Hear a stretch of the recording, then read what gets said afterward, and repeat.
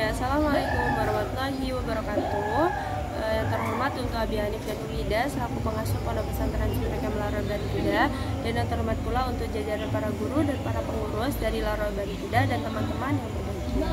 Oke, perkenalkan, nama saya Inurisma, saya dari kelas 12 MA Laror Barituda.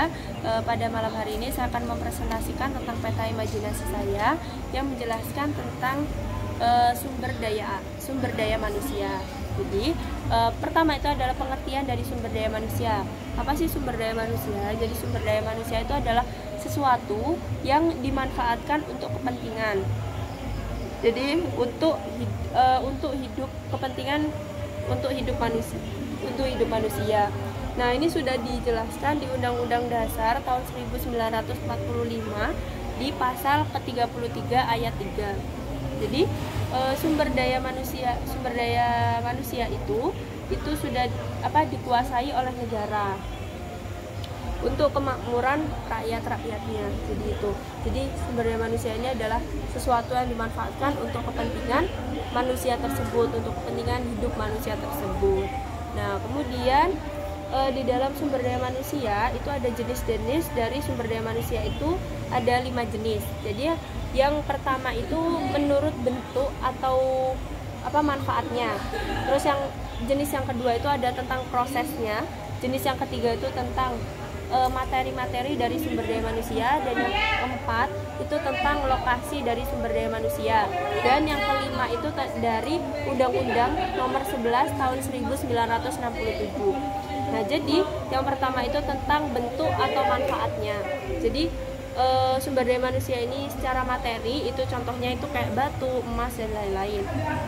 Nah, terus kemudian untuk yang dimanfaatkan sebagai energi itu contohnya batu bara, terus cahaya matahari, dan lain-lain.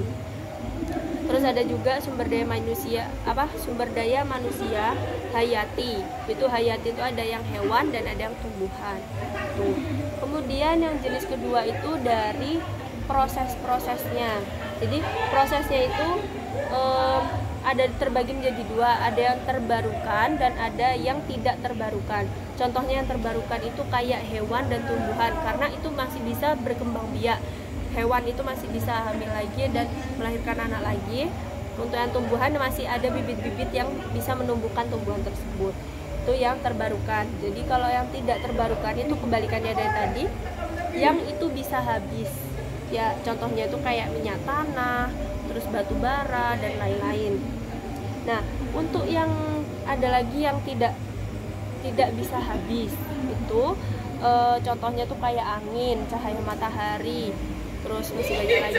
Pokoknya itu yang tidak bisa habis. Terus yang jenis yang ketiga itu ada tentang dari materi. Nah, untuk yang materi itu terbagi menjadi dua, itu ada abiotik dan yang biotik. Untuk yang abiotik itu contohnya kayak tanah, air, dan lain-lain. Terus yang biotik itu terbagi menjadi dua, itu ada tumbuhan dan hewan. Itu yang secara materi.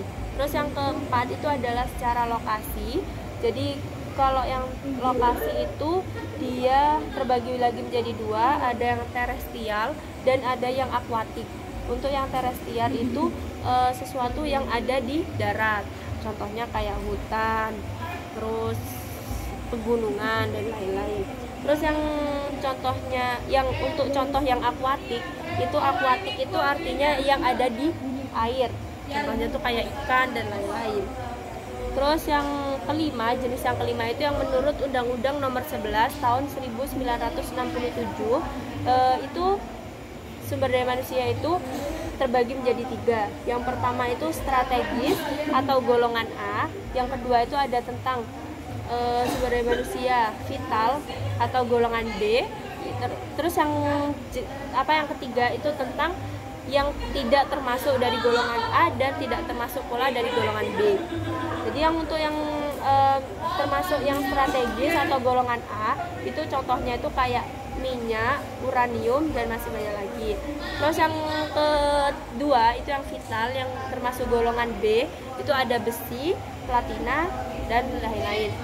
Nah, kemudian yang tidak termasuk dari A dan tidak juga termasuk dari B, itu contohnya kayak pasir, batu, dan gamping. Oke, kurang lebihnya mohon maaf. Sekian dari saya. Wassalamualaikum warahmatullahi wabarakatuh.